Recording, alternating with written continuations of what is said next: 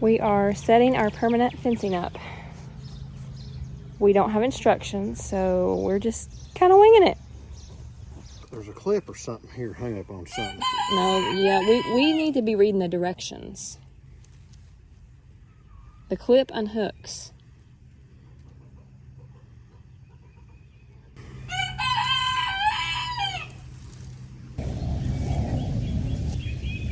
I'm just trying to see how I've got it laid out. Keep pulling. All right, we're back. We had to take a moment. My husband made me quit filming. It wasn't as hard to put up as we kind of thought. It was just holding it, but getting it in the ground is super easy.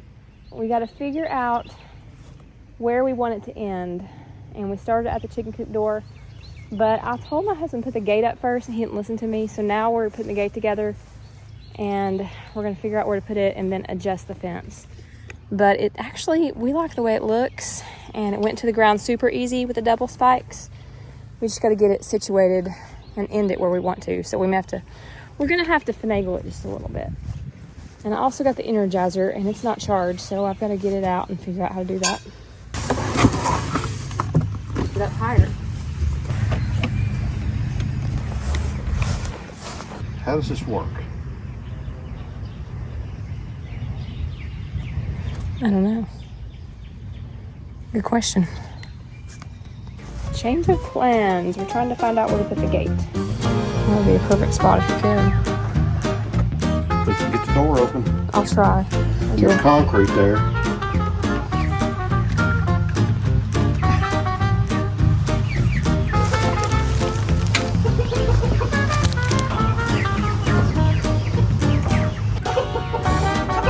Stick that man over there. So, plan B. We have concrete around the chicken coop. So therefore, we may not be able to put in that gate right there up next to it, but my husband says he's got a plan. So he's headed to the shop. I'm heading inside to get something to eat. Okay, we're back. Let's try this again.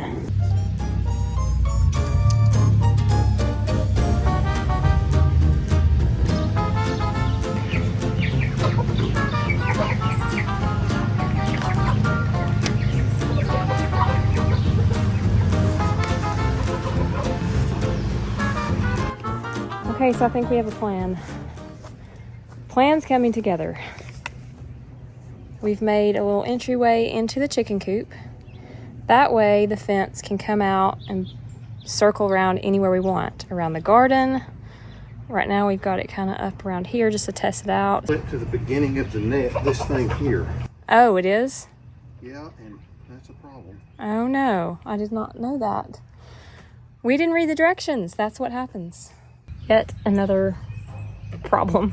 Energizer is supposed to be connected to the beginning of the fence, which you have your gate, then the beginning of the fence. Well, the problem is it's underneath the awning. It has to hit the sun, so it doesn't, we can't connect it that far. We don't have a wire long enough. So now we're moving this thing again to the end, and that way this thing can sit out here in the sun. Hopefully this is the final resting spot. Okay, guys, we're done. I didn't turn it off. It's on. We're testing the voltage. We decided to come with the gate at the very end here. That is because this has to be facing the sun, and it wasn't able to do that under here. Turn it off. Okay. Yeah, got this posted around here. What do you guys think? Right here. The rooster hasn't come out yet, though. He's still trying to figure it out. You've turned it on. You've left me in here. Well, that's a little creepy. I hear it popping. I gotta take a break. I gotta sit here. Good afternoon. Hope you guys are having a wonderful day. It was supposed to be a rainy day here in East Tennessee, but so far no rain, and we have had a decent amount of sun. I went to one of our local nurseries and got some perennials. I think most of them are perennials to put into the cottage garden. So we'll get these out and I'll show you what I've got. And after that, I'll take you guys down the hill and show you our new chicken fence, garden fence, whichever one we want to use it for. It's very versatile. And I'll let you guys know if we like it. All right, so here are my flowers. Let's get them out of here. The first one is Candy Tuff, which I think will be a really pretty perennial. I just want to have spots of different things. I don't want the same thing throughout the whole entire garden. And some things I've never grown before, so it's gonna be an experiment and see how it does. And we'll try to get the tall stuff in the back and the shorter things toward the front, but I may not be able to get it all filled in this year. Hopefully, what I don't get filled in with perennials, I'm going to use the flowers that I'm starting in the greenhouse to fill in. Most of those are my annuals that I grow every year. Zinnias, bachelor buttons. I've got several things. All right, let's just get the wheelbarrow. We can take them all at once. The next one is lavender. I'm not sure that it will bloom this year. I hope that it does. And I would like to have a whole lot of that. This is a succulent, and it has a really pretty pink flower that comes out on the top of it. The bees really love them. My neighbor always has some in his yard, so I love these. And they will come back every year. I've got some portulaca and some coreopsis. I always have really good luck with coreopsis. So I've got 2 different colors, and then actually I've got a third plant that actually looks even a little bit different. And you know what's really good is these will come back every year, and hopefully they'll spread and I'll have more. I didn't get enough, y'all. Should have got more.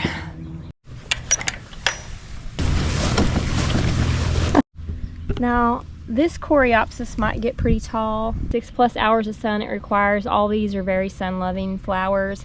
These can get 16 inches tall, so probably toward the back of the bed, I would say I'm going to put these. I think right here would be really nice. Let's do a different one.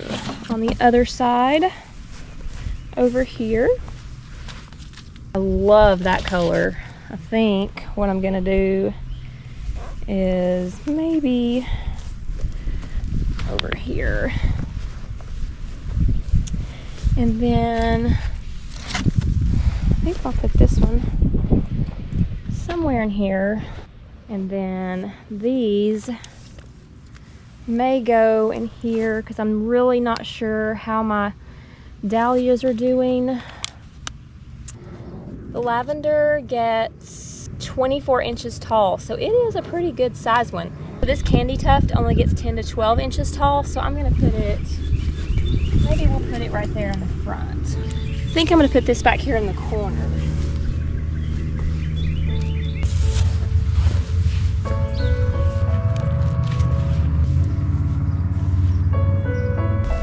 I'm going to put a little bit of potting mix in this hole, and we'll keep that watered really good.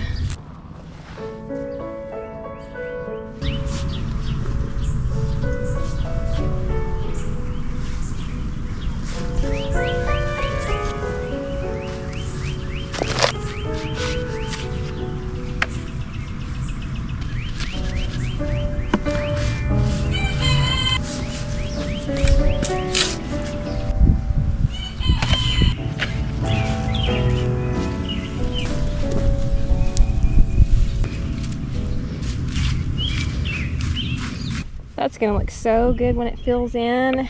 Now, one tip about coreopsis is if you cut the dead blooms off, they will continue to bloom very prolifically all summer. So like here's a spent bloom, just go ahead and snip it off. There's one, just go ahead and snip it off. There's several on here, and they will just keep opening up all throughout the summer.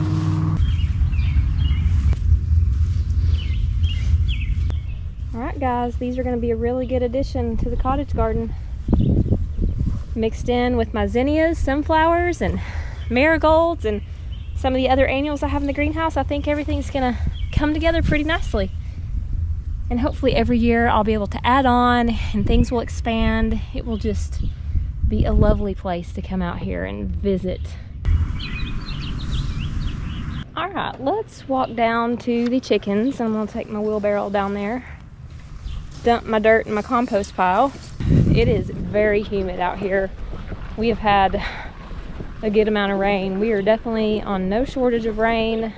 I really have not had to water the garden a whole lot. It is really wet today, so probably no water in it for a few days. I think we've got chances of rain the next several days.